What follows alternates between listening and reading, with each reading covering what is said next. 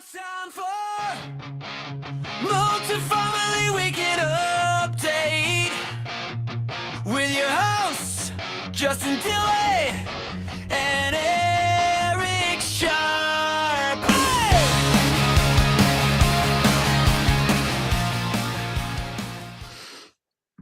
You look so sunny, That Justin. theme song, Eric. Yes, I know. I moved out of it. The sun keeps chasing me here. You're so sunny this morning. Yeah. So welcome everyone. Happy Friday the 10th. It is Happy we Friday. have I'm Justin Dilley. I'm Eric Sharp, and Introduce yourself. Yeah, there you go. he has risen. That's right. For those who celebrate, Yes, it is Easter time. It is springtime. It is just past Passover time. That's what folks have been posting about on LinkedIn lately. Spring breaks have been happening for the last couple weeks, depending on where you are in the country. And so folks have been reflecting, some of them posting on LinkedIn about their experiences. yeah, we like to ring in Easter a little bit different. We've been in spring break mode actually. Right. Yeah. Georgia has their spring break post Easter. And so people have traveled or some of them staycationed. And yeah, that's what. And this is What what are you doing? This is a live shot of you and I in spring break. Yeah. Yeah. Besides riding rabbits in Mexico or Cancun, somewhere, what are you doing? Oh, I've been visiting family and doing projects at my parents' Nice. house. Yeah. Sounds good.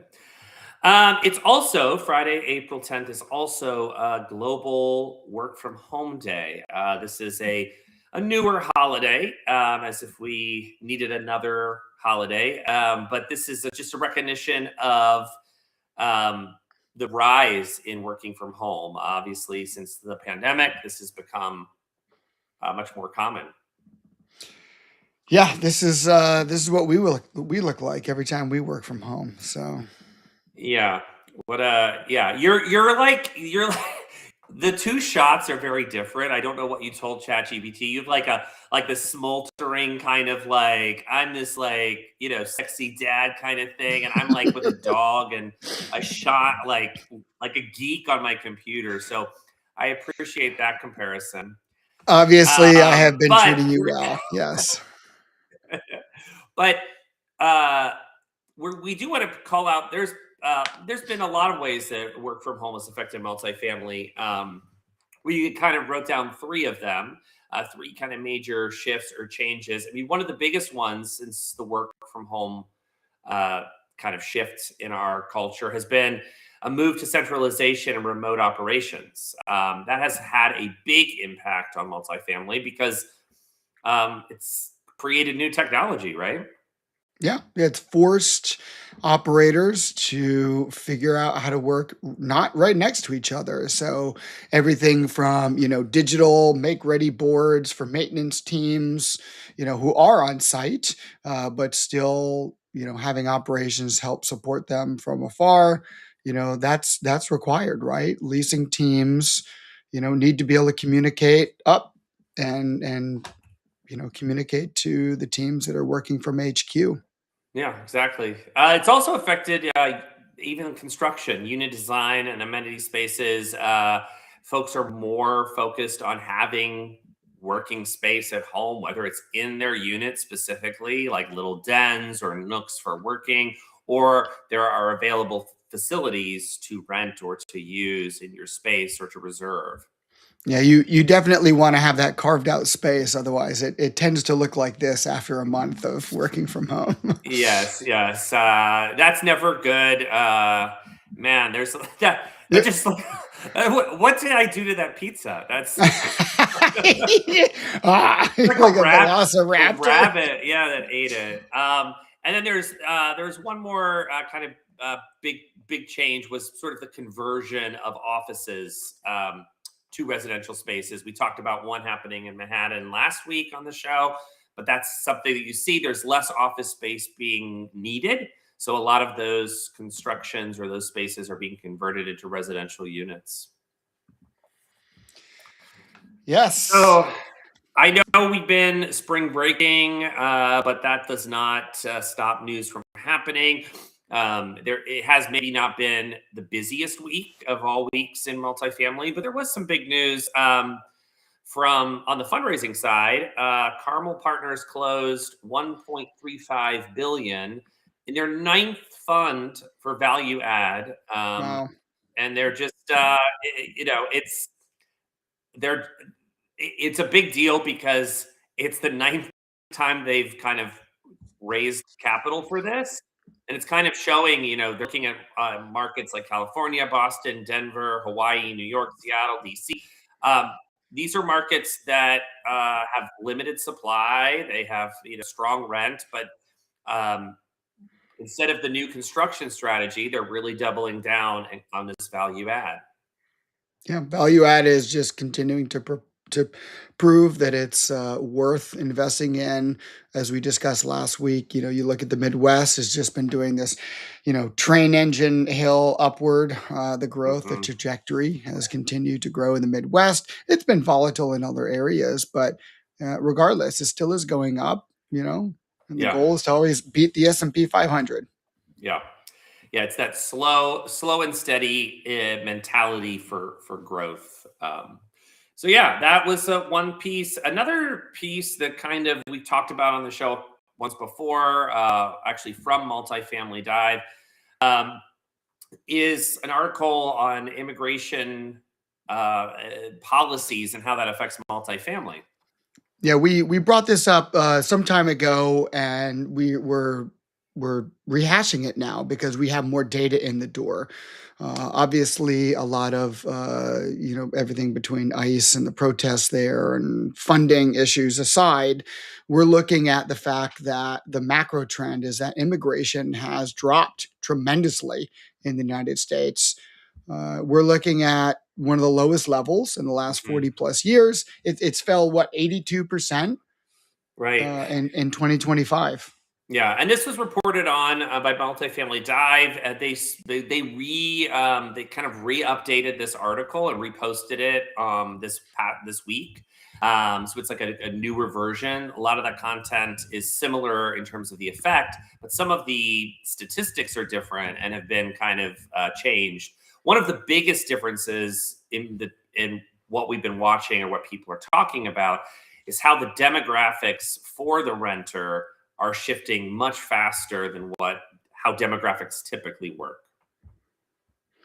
Yeah. So first of all, shout out to Julie Strupp, Hmm. who's the editor who's been putting this together. Um, but yeah, I mean, for me, what's interesting here, Justin, is just the regional effects Hmm. of how immigration is shifting.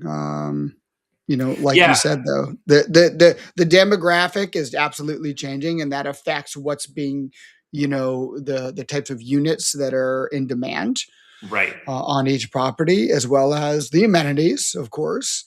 right, But ultimately, I mean, if you have a large metropolitan area or suburban area that was densely populated by lots of immigrants, and all of a sudden you're losing that, continued influx of residents, then it's going to change a whole lot yeah, of things.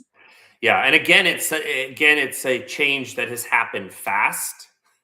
So so again, it's like sort of that market shift. I'm sure some of those people have not necessarily left the country, but they probably left markets that are targets for some of the immigration policy that we see to go to other markets or places that aren't. So you're moving from a big metro area to a small spot somewhere else. That small spot somewhere else doesn't maybe have the product that can accommodate. So people are searching for a place to live.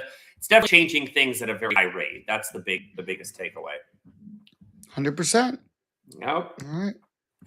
And the last little thing that came this week was Mortgage Bankers Association announced their top 10 list from multiple lists of commercial and multifamily mortgage firms. And The folks that you expect on this list are on this list, like a J.P. Morgan, JLL, Chase and Company, Newmark, Wells Fargo, CBRE, just to name a few. Um, One of the things that's interesting about it is that the leadership behind all of this capital has come from multiple kinds of origination. So it's not just one particular kind of fund; it's a variety of funds, pretty evenly dispersed across all the different companies. I think this report covered over 129 different commercial and multifamily mortgage originators. So a whole lot of folks are trying to lend to multifamily. Hmm. So I would imagine due to all the issues in build to rent from this bill coming in here, that a lot of shift to be coming into multifamily. So should affect multifamily in a positive way in terms of lending. So So if you hopefully, want to dig into that, check out the Mortgage Banker Association, the MBA. They just recently posted it. You can dig into the whole list and kind of see who's who, see where people rank, see who you want to be working with if you're not already.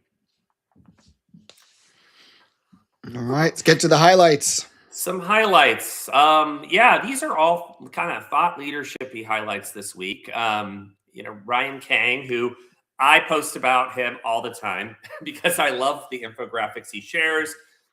I love the takeaways that he talks about as it relates to real estate. He often focuses and shares content that's things you don't always think about on how they affect real estate buyers, real estate renters. He shared an infographic on where kind of the population was in the terms of the breakdown, but basically showing that 1 out of 3 young adults are living with their parents. It's an old trope, I guess, that people talk about this, but it's becoming much more of a reality. 1 out of 3. So that's a third of the population of potential renters or potential home buyers, mortgage holders. Those people are not engaged in that part of the economy. And there's lots of reasons down some of them. But it's kind of, common sense of, housing is not affordable, right? Yeah. Yeah. Makes sense to me. All right. Michael Campbell, MC, has MC, been yeah. talking. MC's been talking about the new math in construction, how what we were doing before doesn't really work that well anymore. Right. Yeah. If you're approaching financing for new construction, you can't finance. The math doesn't need to approach it differently. A few ideas, raises some questions. It's a great post if you can check it out. But it's true, and it's not the first time we've heard something like this, where people have talked about the issues with financing new construction. And then Gail Sebastian. Yeah, worst case scenario, you got to deal with crazy permits. Right. Yeah. Permitting process, Yeah. Justin. Yeah. It's horrific. All right, Gail Yeah. Sebastian, talking about now. Gail, yes, amenities. Yep. So Gail was talking about how back in the day, having lots of amenities was kind of like the way to win. But that's changed, Justin. What's the winner now? Well, right. She's saying that it's not more amenities, but it's better. Better is greater than more, if you will. So it's really what folks are focusing on in these new construction or in some of the value adds. It's not trying to get a fitness center in or a running track in if you live next to a great bike path or something, and figuring out what amenities are going to matter, and how you can target them and make them better, so it's a better experience, better quality. I love it. And then Seth Springman, still talking about amenities, right? Amenities are hot topic as always. Yeah. What is he talking about? Yeah. like experience sharing and giving his thoughts around a multifamily housing news article that highlighted a property in Arizona that had a go explore mentality for one of their amenities, meaning get outside of the community and do stuff. In this particular community, they had a lending uh, library or trading post, I think they called it, where you could go in, reserve a kayak, reserve, hiking equipment, reserve volleyball equipment.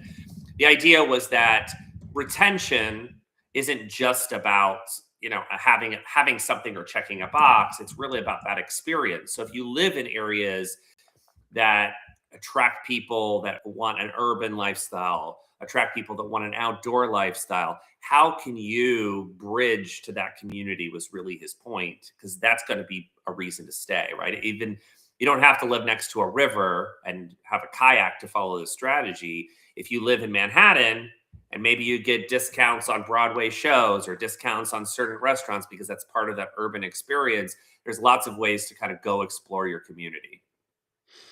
Yep, I can appreciate that.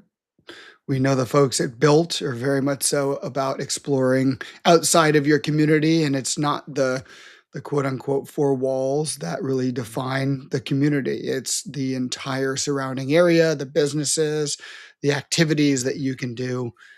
So I appreciate what Seth is saying here is, apartments should, apartment communities should extend beyond those four walls and should allow you to go off and do Yeah, that. So I'd love to rent a kayak. That'd be great, and not have to pay no anything and kidding. just have it, anytime I want it. Great. Yeah. Yeah, or that it's right there on site, right? You don't have to go pick it up somewhere, and Yeah. from a outfitter. No, it's a great concept, and like Built, there's going to be lots of other companies. The world of like technology, of construction, those things are going to become more married together with the idea of robots delivering things and services and all of that. Everything's going to be more integrated, and so even on the tech side, you're going to have that kind of network that goes beyond the building to the local coffee shop or to the train station or you're going to have all of it much more integrated. I can't wait to have a robot drive me and a kayak to the top of the river and then come pick me up when I'm done.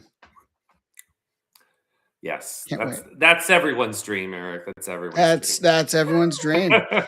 If you're not hitting white water, what are you doing, my friend? Got to hit the Agreed, rapids, bro. agreed. All right, let us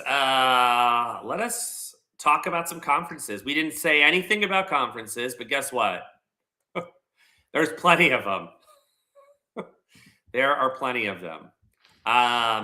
I didn't add any to the list from last week. There are some other ones. There's some summits. I know.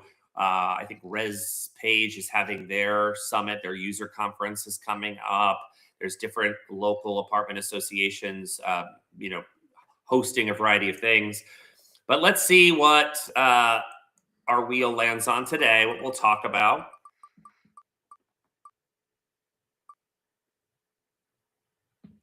All right. Ooh, it's our favorite thing to talk about on this show. That's right. The Multifamily Women's Summit. Yeah, I know we had a big episode at the similar time at maybe last year, springtime, summertime, where we highlighted women's events. That was a big conversation around Oh, yeah. women's events. We highlighted that one. Yeah. So this year it's happening I have in not September. been to, yeah. Yeah. I It's have not happening in been to this September one. 10th through 11th. Right. Yeah, and it's usually in Arizona, correct? Let me see here. Let's see. I believe so. That As would a be, that would be great to see right on the right on the homepage, wouldn't it be? Let's see. Yes, Arizona. The exact location provided upon ticket purchase. So it's So- it's it's run by housing executive. It's their particular friends. I've had colleagues that I've known that have gone to it before. They've enjoyed it. I don't know if if it's different any specifically other than the fact that, hey, it's a nice place to share, exchange ideas. The folks at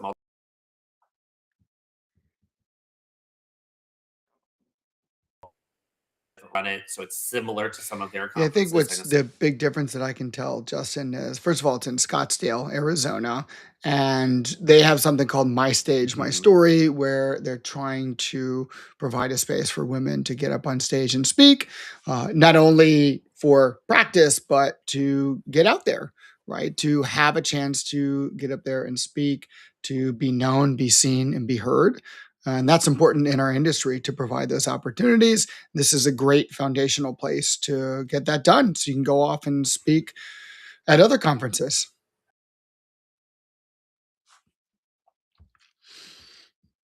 So let me see here. Whoops, sorry, go ahead. Make sure to share with Eric, make sure it's on his calendar that he's curating, but also share it with us. We can add it, we can chat a little bit about it. Between the two of us and the people we know something about these conferences. I've been to a lot of them.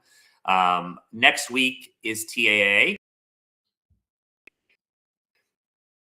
Shout out, it is at the Fort Worth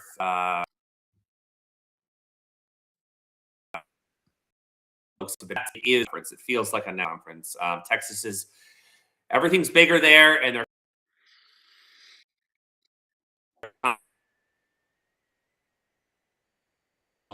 uh, go.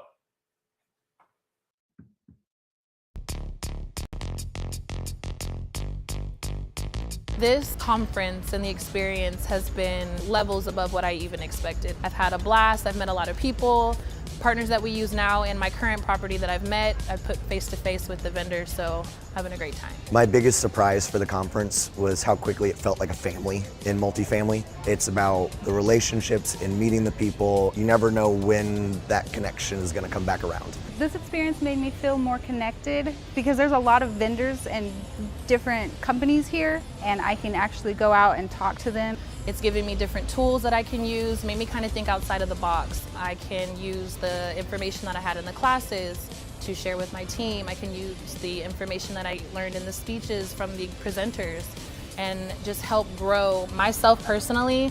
My team help keep them inspired, and even my residents. I'm really excited to get back and implement those things that I've learned. Come prepared and see everything. It's an opportunity to grow.